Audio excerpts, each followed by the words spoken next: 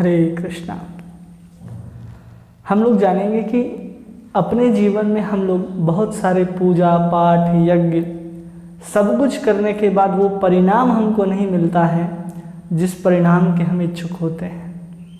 कहा गया है कि सतयुग में जिस काम को 12 वर्ष करने के बाद सफलता मिलती थी, जो फल मिलता था, उसी काम को अगर कोई त्रेता युग में 1 वर्ष तक करता है तो वही परिणाम होता है, और उसी को अगर कोई द्वापर युग में 1 महीने तक करता है तब जा कर के उसका परिणाम मिलता है। लेकिन कलयुग में उसी कार्य को कोई 1 दिन भी कर लेता है तो वही परिणाम उसको मिलता है जो सतयुग में 12 वर्ष करने के पश्चात मिलता है। इसलिए हमें वो कार्य अपने जीवन में अपनाने चाहिए जिसका फल, जिसका परिणाम हमें तुरंत दिखाई दे। जैसे अगर किसी कमरे के अंदर घना अंधेरा हो सालों से और एक दीपक जलाते ही वहाँ का अंधकार तुरंत दूर हो जाता है, उसी तरह आप किसी भी परिणाम को पाने में, उसके इंतज़ार करने में समय न गंवाएं। उसके लिए एक सर्वश्रेष्ठ साधन हम सभी के लिए भगवान वेद ने हम सबको दिया है।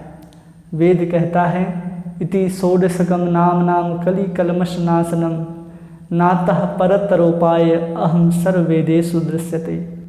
मैंने सभी वेदों शास्त्रों को देख करके यह निष्कर्ष निकाला है कि यही 16 अक्षरों का नाम हरे कृष्ण कृष्ण कृष्ण हरे हरे, हरे राम राम राम हरे हरे। इसके अलावा कलयुग के जीवों के उद्धार का और कोई साधन नहीं है।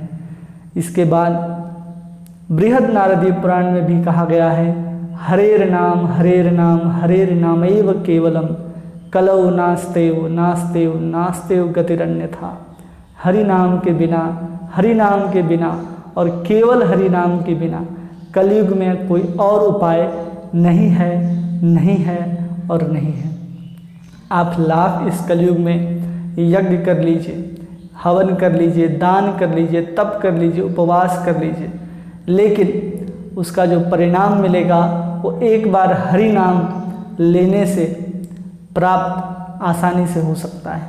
इसलिए हम लोग केवल और केवल हरे कृष्ण महामंत्र को ही निरंतर जप करें, क्योंकि सर्व शास्त्र यही कहते हैं, भगवान चैतन्य महाप्रभु भी यही कहते हैं कि केवल नाम संकीर्तन के ही द्वारा हम अपने आप को उद्धार कर सकते हैं। हमारा भागवत पुराण भी कहता है कि कलौ दोष निधि राजन अस्ति एक महान गुण कीर्तनादेव कृष्णस्य मुक्त संगः परम व्रजेत। कलयुग जो केवल और केवल दोषों का खजाना है, वहाँ एकमात्र गुण पाया जाता है कि इस कलयुग में केवल हरे कृष्ण महामंत्र जपने मात्र से ही सब सिद्धियाँ प्राप्त हो जाती हैं।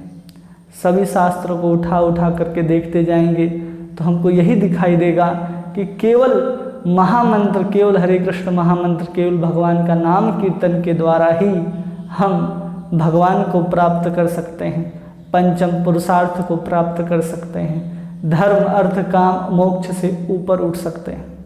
साधन और साध्य दोनों का स्वरूप है अगर कोई, तो केवल और केवल भगवान का नाम है। इसलिए हमें केवल और केवल भगवान का नाम ही ग्रहण करना चाहिए।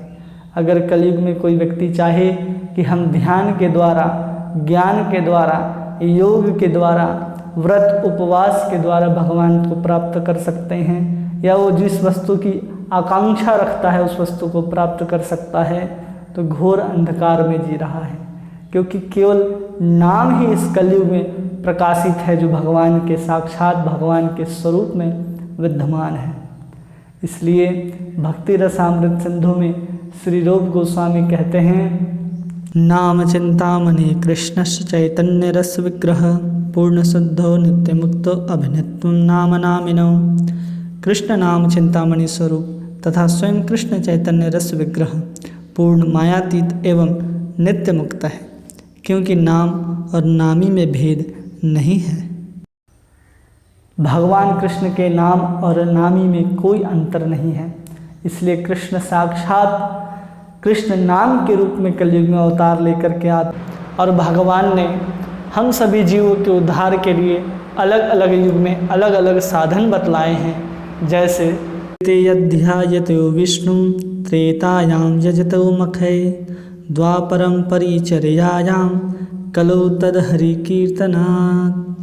सतयुग में भगवान के ध्यान के द्वारा, त्रेता में बड़े बड़े यज्ञों के द्वारा उनकी आराधना करने से, द्वापर में विधि पूर्वक उनकी पूजा से जो फल मिलता है वह कलयुग में केवल भगवान नाम कीर्तन करने से अनायास ही प्राप्त हो जाता है। ध्यायन कृते यजन यज्ञस्त्रेतायां द्वापरे अर्चयन यदाप्नोति तदाप्नोति कलौ संकीर्तय केशवम। ऐसे ही बहुत सारे अलग अलग शास्त्रों में वर्णन आता है कि केवल हरि नाम के द्वारा ही हम भगवान को प्राप्त कर सकते हैं। तुलसीदास जी कहते हैं कि कलयुग केवल नाम आधारा सुमर सुमिर नर उतर ही पारा।